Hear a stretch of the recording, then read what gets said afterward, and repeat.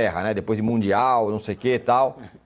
Tem rodada do Campeonato Brasileiro nesse fim de semana. Nesse fim de semana não, nessa quinta-feira. Aliás, só um pouquinho. Antes disso, só uma curiosidade interessante aqui para vocês sobre o Mundial.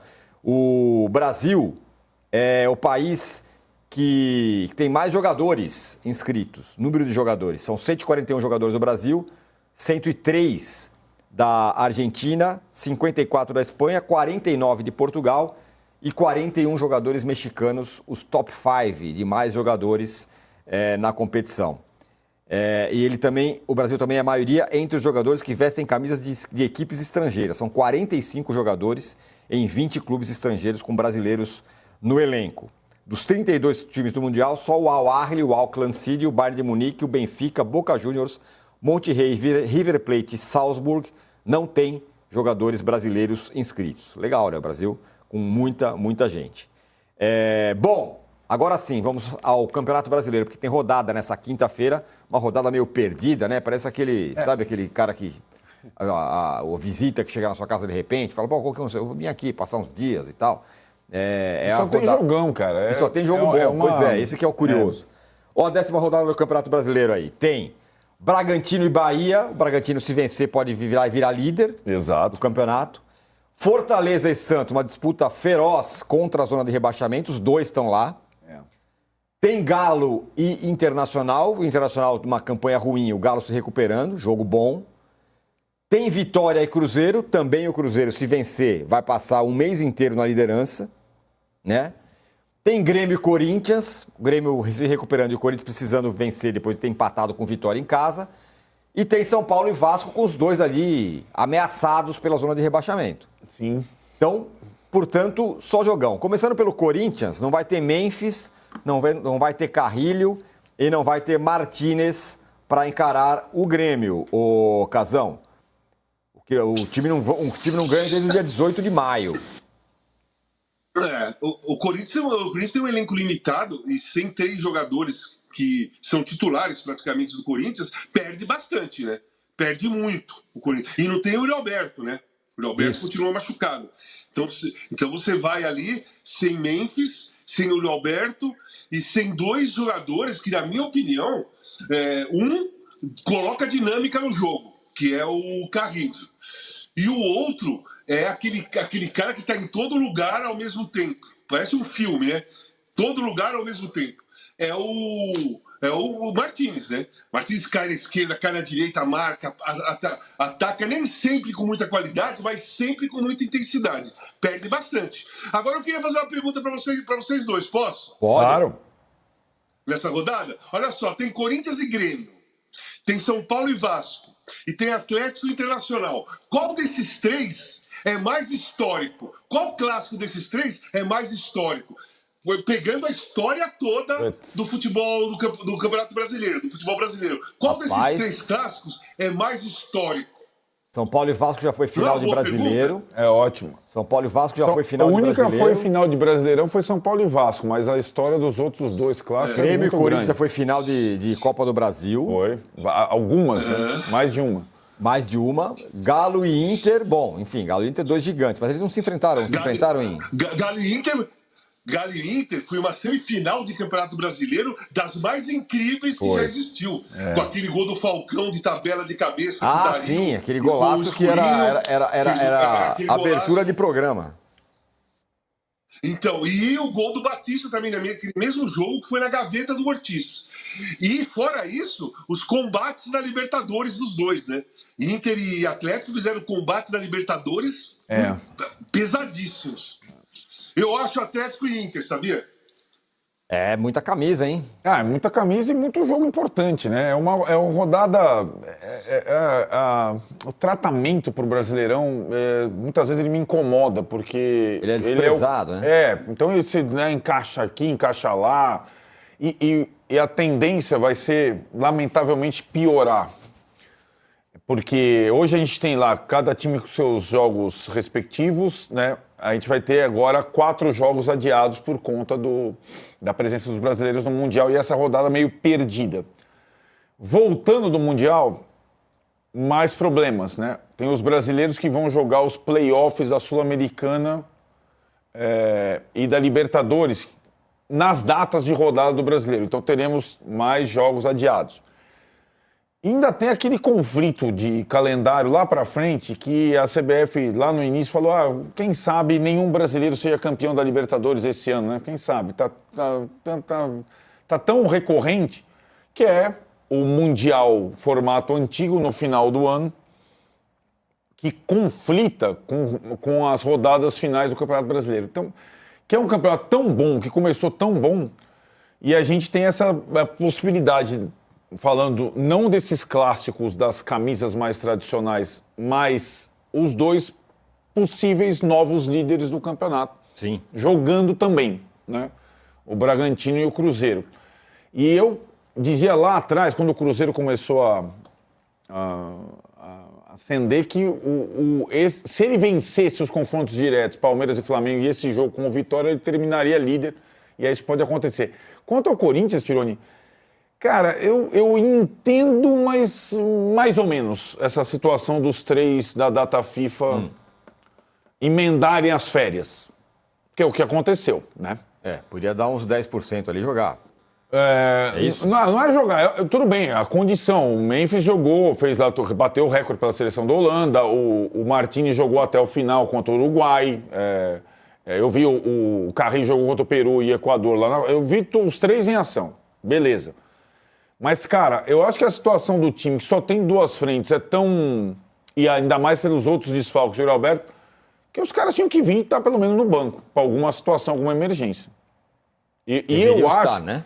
E eu acho que isso é muito também sintomático, porque todos os outros jogadores de data FIFA estão voltando para, de uma forma ou outra, reforçarem seus times na rodada do Brasileiro. Certo? Então esses 3 já têm um asterisco que para mim reflete um pouco a questão do comando do Corinthians no momento, ou da falta de comando do Corinthians no momento, né? Do caos político, embora o futebol não seja diretamente atingido, eu não acho normal, né?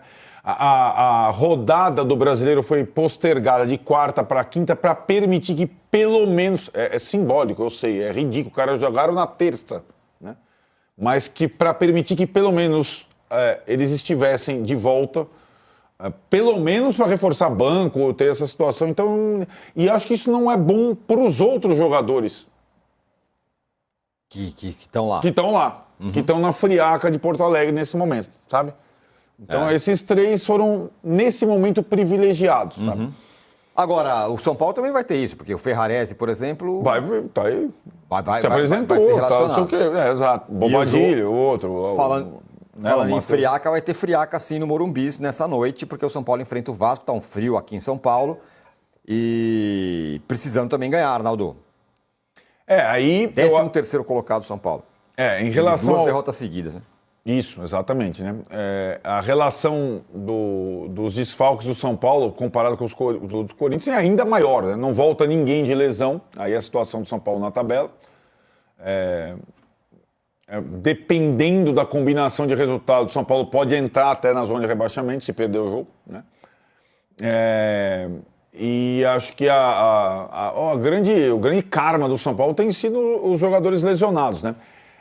Os da data FIFA são poucos, né? O Bobadilha jogou aqui em São Paulo, aliás, prestou depoimento, né, em relação ao caso da injúria racial na sexta-feira, mas ele jogou 30 minutos contra o Brasil, ele está disponível. O Ferrarese, assim como o Martini, jogou contra o Uruguai, mas se reapresentou, aí a decisão de escalar ou não vai escalar, mas de ir ao banco ou não é do Zubeldia. E tinha o Matheus Alves na seleção Sub-20. O Breno Bidon voltou, viu, falando em Corinthians. Voltou. O Breno Bidon estava com o Matheus Alves no Egito, também jogou e veio para completar a delegação lá no Sul. E o Matheus Alves, assim como o Breno Bidon, vai estar... Mas talvez a grande novidade aí do São Paulo, em termos de escalação, pouca coisa. Devem jogar os meninos nas pontas, né? O Lucas Ferreira e o Luca, por exclusão, não tem jogador. Mas a grande novidade talvez seja lá a estreia do Dineno, recém-contratado, estava no Cruzeiro, centroavante, ao banco de reservas ele vai também por necessidade, por falta de jogador numa partida muito importante entre os dois, né? O Vasco já sem o Payet, que rescindiu o contrato e não é mais jogador do Vasco. Esse jogo é importante para todo mundo, Casão, e eu falei isso ontem e repito hoje.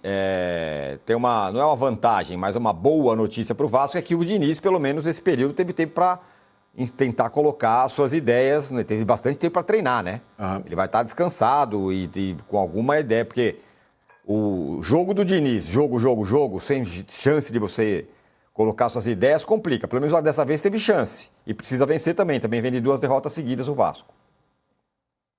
Então, é um jogo... Esses 3 jogos que nós citamos aí, que eu brinquei, qual é o clássico maior, mais histórico, são terríveis, hein?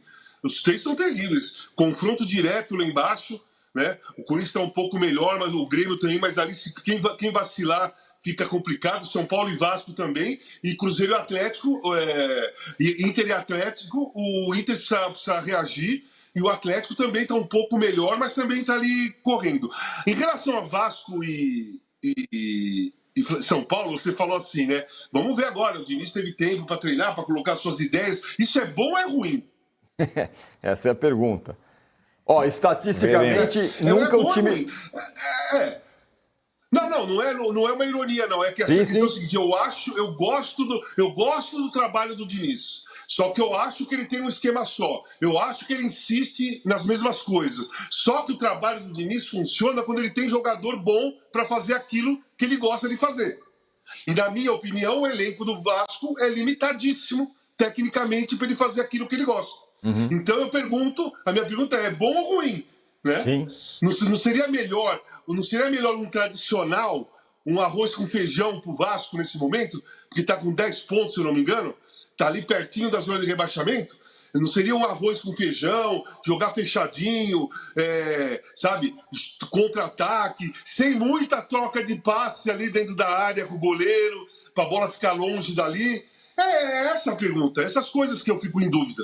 Olha os números do Diniz contra o São Paulo. Foram 14 jogos dele contra o São Paulo, tem 6 vitórias, 6 derrotas, 6 vitórias dele, 6 vitórias do São Paulo, e 2 empates, com detalhe, ele nunca venceu o São Paulo no Morumbi. Em 6 partidas foram 4 vitórias são paulinas e 2 empates, até hoje os números dele. Agora, Cruzeiro ou Bragantino, quem vai terminar quem vai para a parada na liderança, Arnaldo? Cruzeiro. Acho que o Cruzeiro vence no Barradão. Pô, mas o Bragantino joga em casa, né? Mas o Cruzeiro está na frente do Bragantino, né? Se os dois vencerem, o Cruzeiro... Tá. Você acha que o Cruzeiro vence no Barradão? Acho. E aí é um mêsão que o time fica na liderança. Fica bom, hein? Quem você acha que termina na liderança, o Mauro, o Casar?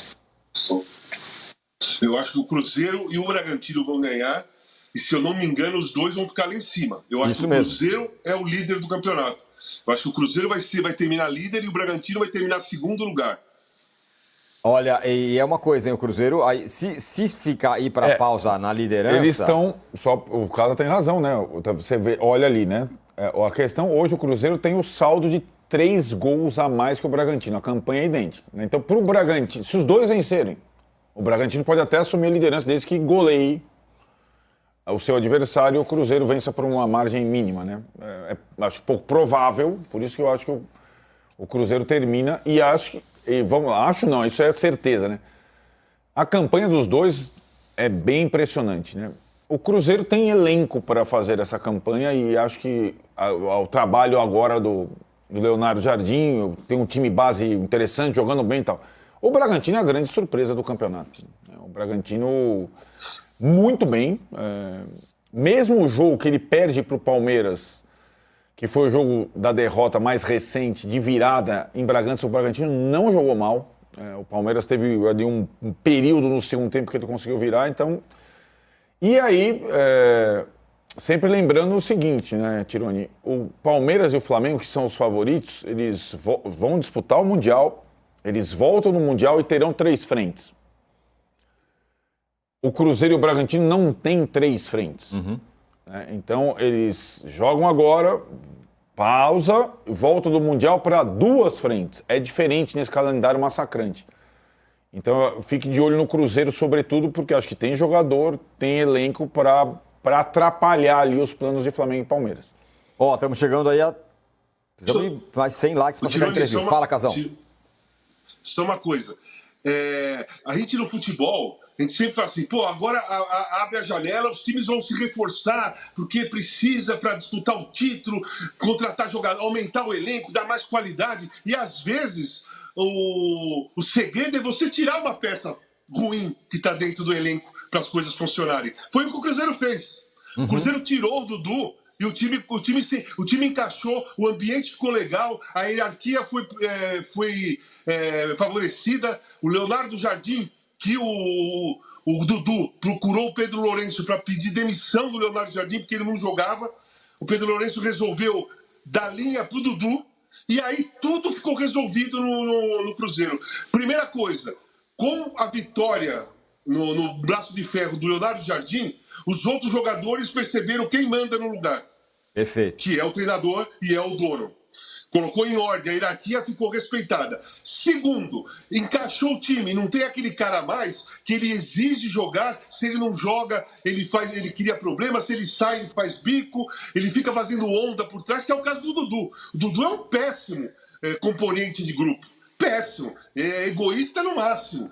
Ele só pensa nele. E quem pensa só em si não faz bem a grupo nenhum. Então o Cruzeiro seguiu o inverso dos outros times, né? Que vão atrás de contratação para fortalecer. O Cruzeiro deu linha para um que estava atrapalhando.